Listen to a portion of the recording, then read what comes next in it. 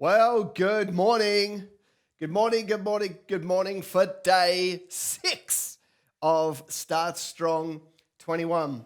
Thanks for joining me, especially on a weekend. It means the world to me that you would carve some time out and come and hang out with me here.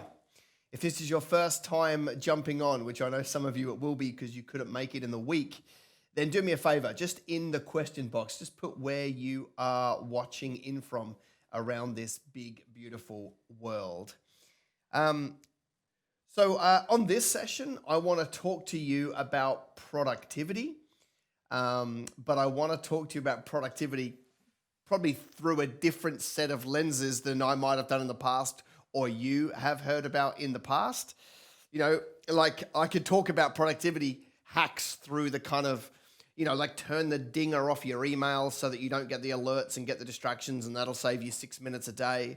Like that stuff. And by the way, some of that stuff's amazing. But actually, I want to pull from the complete other end of the conversation and go, what if we didn't play in the shallow end of the pool and find, tiny micro levers to pull, and we just completely shifted our mindset around productivity so that we started to produce much bigger results?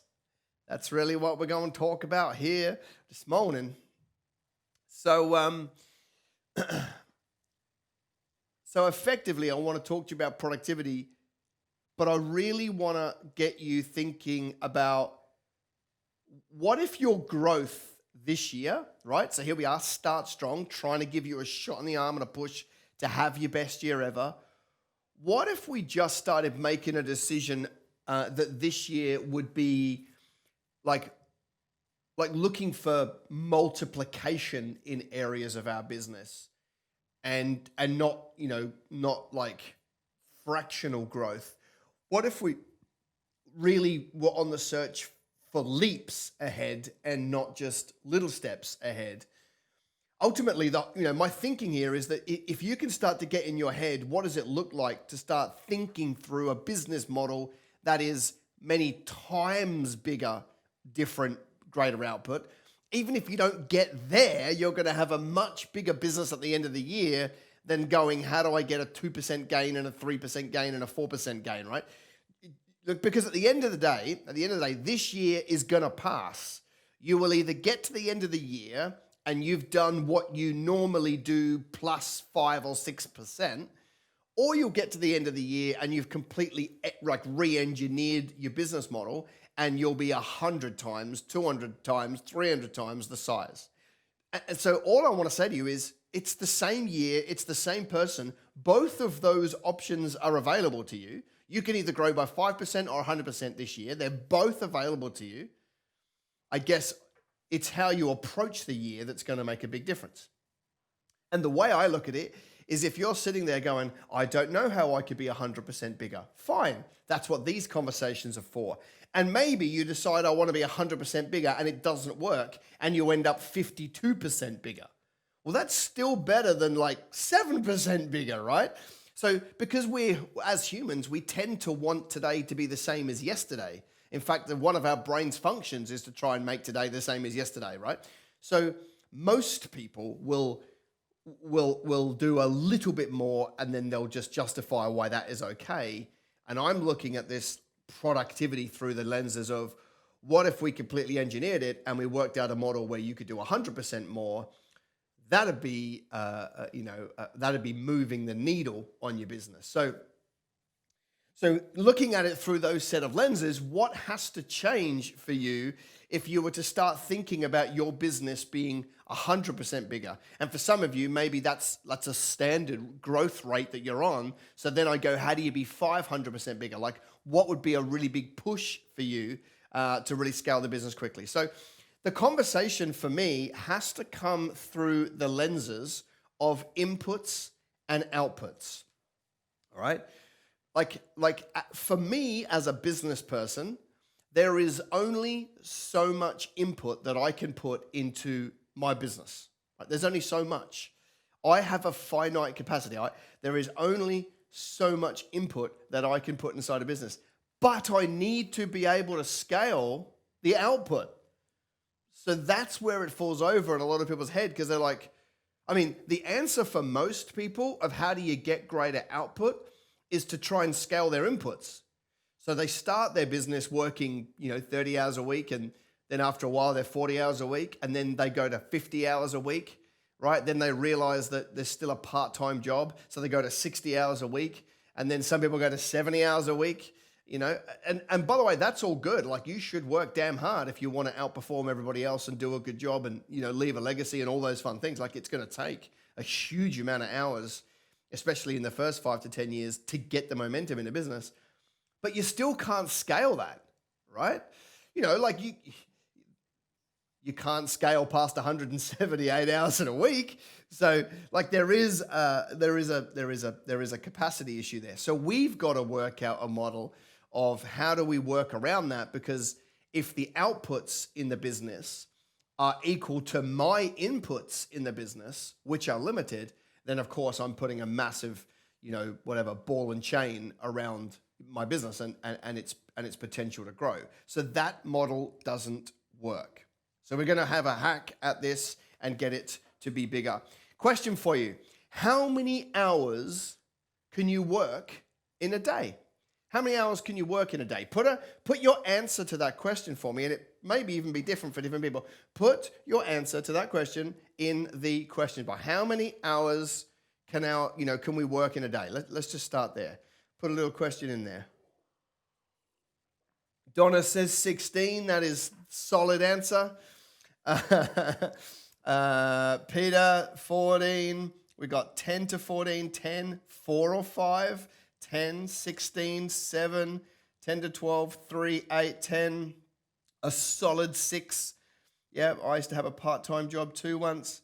8 to 10, 10 to 12. Legally 16 in New Zealand. Okay. 14 to 16, 12. Maintainable is a 10. Yeah, I had a part-time job too once, Matt. Monday's 12 plus, good. By Friday, 8. Yep. 10, 14. Can do 14, but I want 6. Yeah. We've got around 16, but around 12. Okay, good. So, see, I can read your answer here and know what's going on inside your head. And let's be honest, it was partly due to the way that I framed the question. But actually, the fact that you thought about the answer through the lenses of what you can do actually reveals to me some limited thinking. The answer to the question of how many hours you can work is unlimited. Unlimited.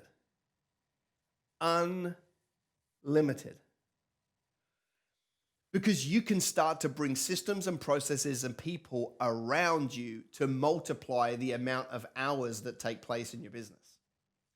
But they can't all be yours. So they might need to be somebody else's. So let's take Jeff Bezos for an example. He's a self-confessed 8-hour-a-night sleeper. And then, I don't know, his marriage fell apart, so I don't know what else he does outside of sleeping and work. But how many hours work did Amazon as a global company put out yesterday? And I don't know the answer. Is it 1 million hours? So he only has 24, but they did 1 million. Why? Because he didn't do it all himself. And what I want to get from you is I want you to stop thinking about your hours and start thinking about the collective hours that you can put out through your business. Because your inputs are limited, your outputs are not, right? And that's the distinction. So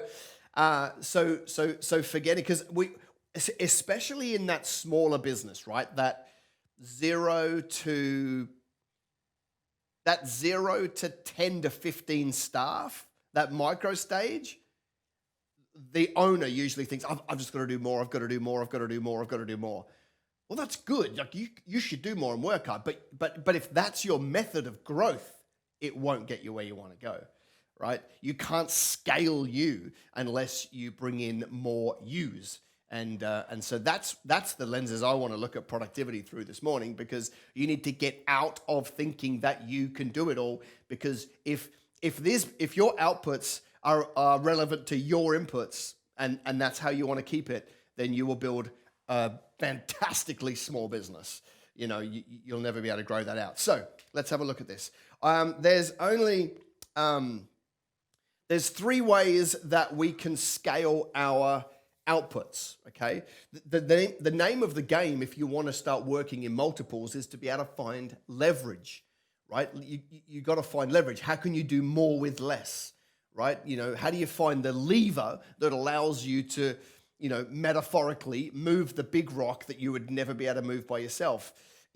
We need to look at this through, how can I move my business forward in multiples without, having the strength to do it as a human being? Well, we need to find leverage. And the concept of leverage you're going to find in three places in business. You're either going to find leverage through technology, you're going to find leverage through people, or you're going to find leverage through systemizing your business, okay? Systemizing's easy. Take McDonald's. They built one organization, systemized it to the finite detail, which allowed them to go and blow that business up and, have 1 million stores around the world or whatever it is, okay? So you understand leverage through systems. Leverage through technology is wonderful. If you look at the car manufacturers of the world right now, right, they got their leverage by, investing in robots, and robots make cars instead of people because they're more efficient, don't have headaches, don't have sick days, blah, blah, blah, blah, okay? So you can get leverage, you can scale that way, because a robot can work 24/7, a human needs a break, so they can get scale. But the one that I really want to pick on for this morning's session is the leverage through people. Because this is how you can scale the outputs in your business without scaling your inputs, because you can bring other people around you and they can help you on this journey. So here's how I see it. You can never build a great business on your own. There is not one great business in this world that is run by one person, right? When it's one person, it's incredibly risky. It's usually the businesses that get eaten out first are the small ones, because they haven't got enough scale to weather the storm. They're the ones that get disrupted from the market, whatever. Like a single person business is insanely risky. And it may feel comfortable, but it's the most risky. So for me, there's way more comfort in size and so forth, right? So I want to be adding these people into your business. And I believe that if you want this year to be your breakthrough year, where you grow, 50%, 100%, 300%, and get away from incremental growth, if you want that, then you need to really start thinking about, who do I bring onto my team, and I need to start doing it now, okay? Because everyone puts this off, but the concept of bringing people in is a now conversation. It's early. You want to be looking for people and adding them into your business now. You need those people in producing. That's what makes it a different year.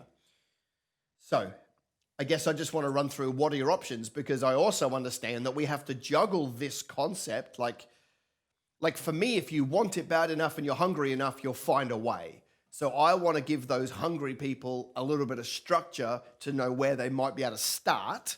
If you still get to the end of this and you're like, yeah, well, I can't do any of that, then that's not on me. That's on your inability to be able to dream or to get uncomfortable, because I'm going to lay it out to you in a way that is available for everybody, I reckon.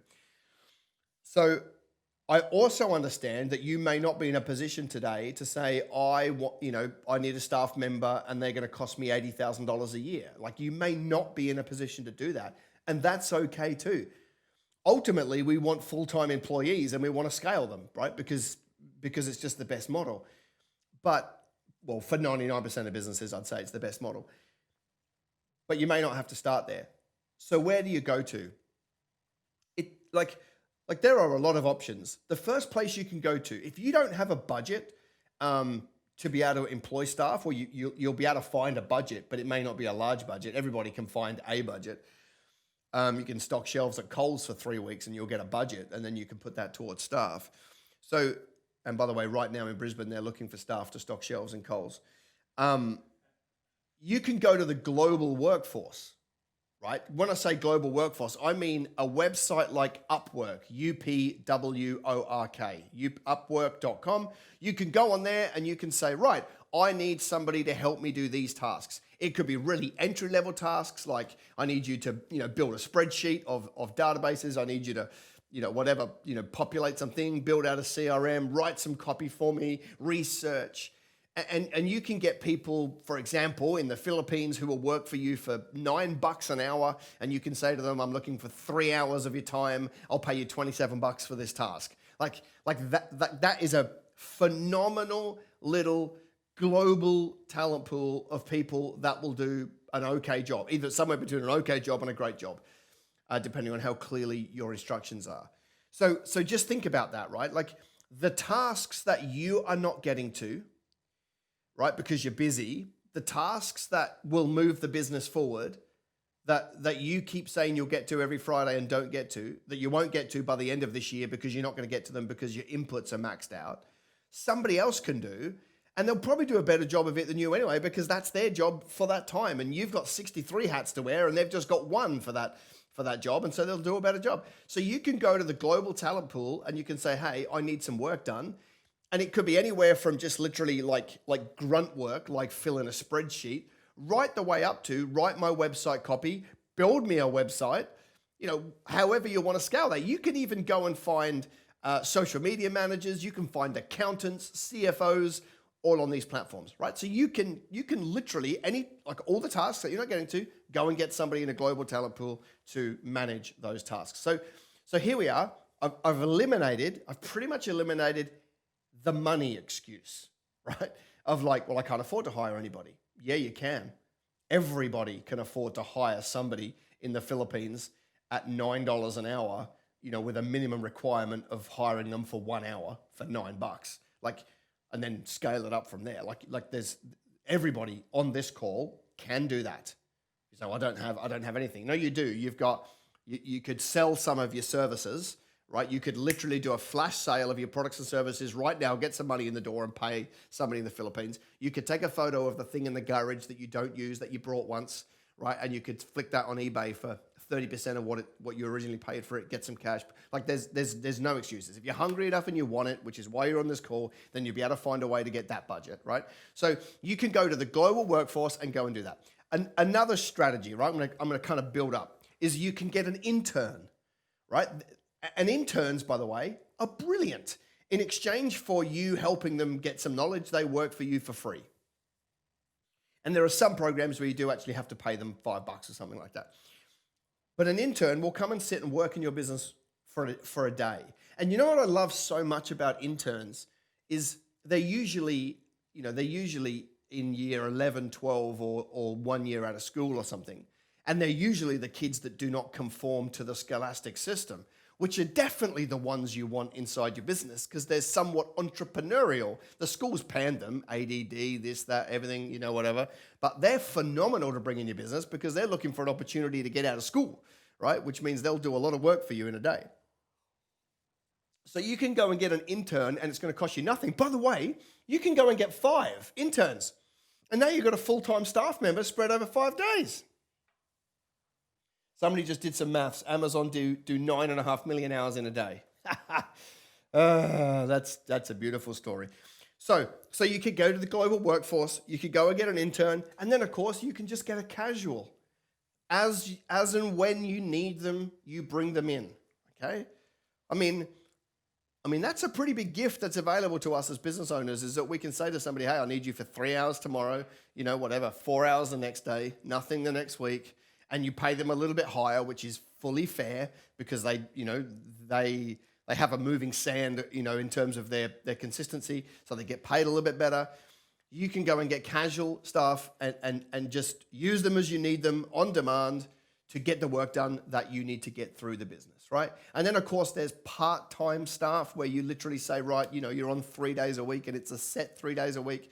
And you can scale that you could start them on 3 days a week, and then they go to 3.5, and then they go to 4, and then they go to 4.5, and then they go to 5, and they scale up over time as you get busier and bigger and more demand. And then, of course, there's the full-time person, okay? Full-time person in and get started. Any one of those, I mean, ultimately, you probably want to climb that ladder.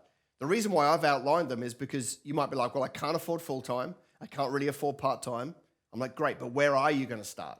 Don't tell me you can't. You can't build a business on your own. You need to always, always, always be adding capacity, be adding output, because you can't grow your inputs. So you always need to be adding output, and you do that through other people.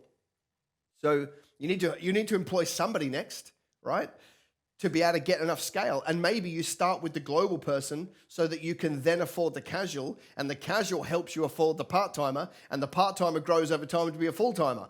Maybe you have to take that view, but that's better than being like, oh, well, I'm just going to do some more work. I'm just going to turn up to work. I'm just going to work harder, which basically means as the more time and effort and attention I put to my business, the less I can put in my family and my health and my spiritual life.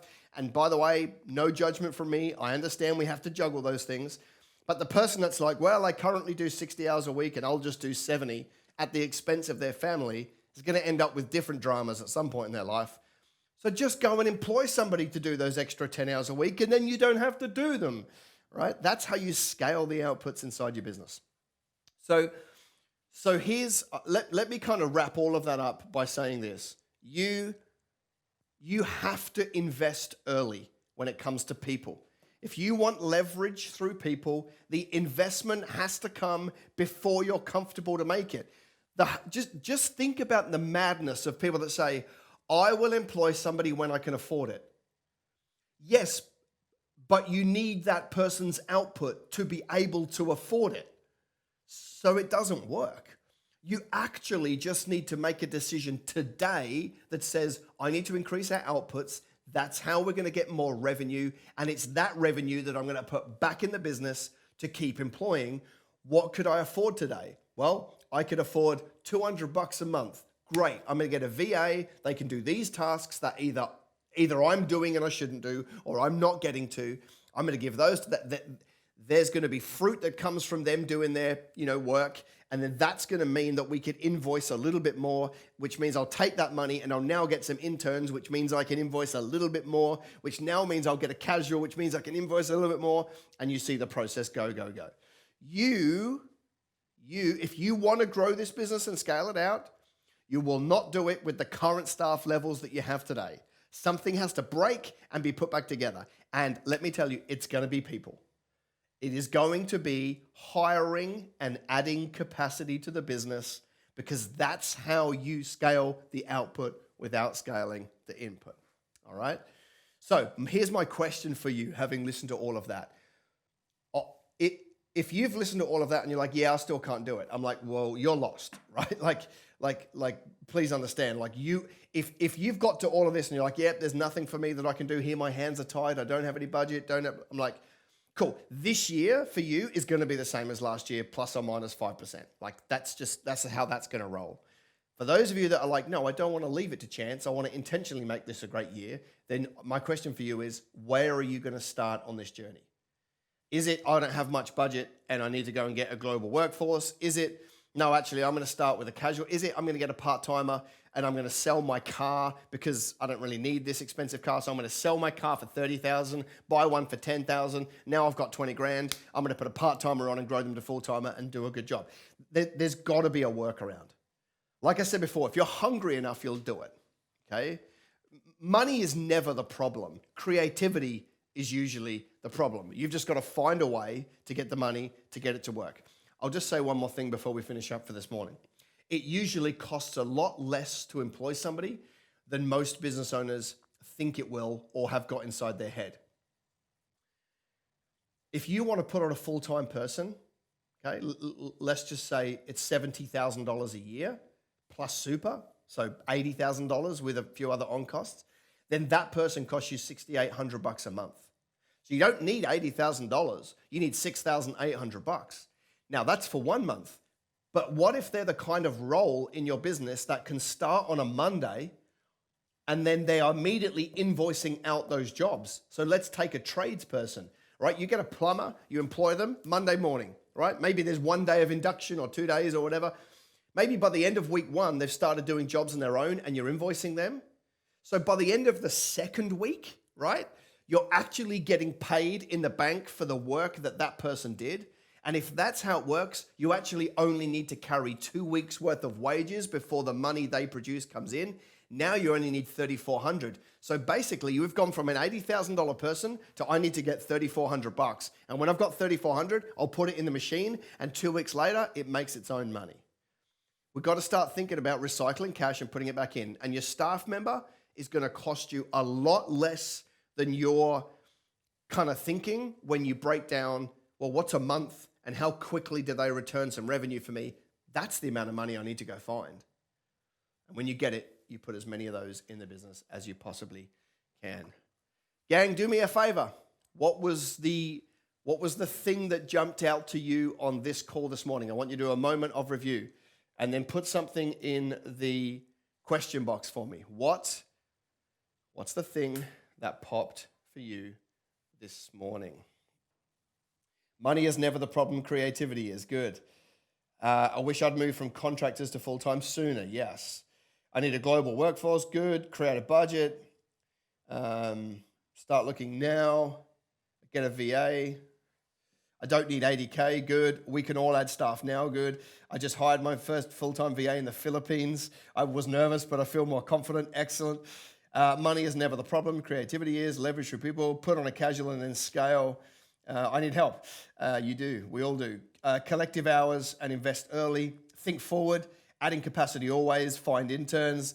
Unlimited work hours. Good. Unlimited work hours. Good. Recycle cash. Hire people. What do I do? Oh, crikey. I'm missing half of them. It's blurry.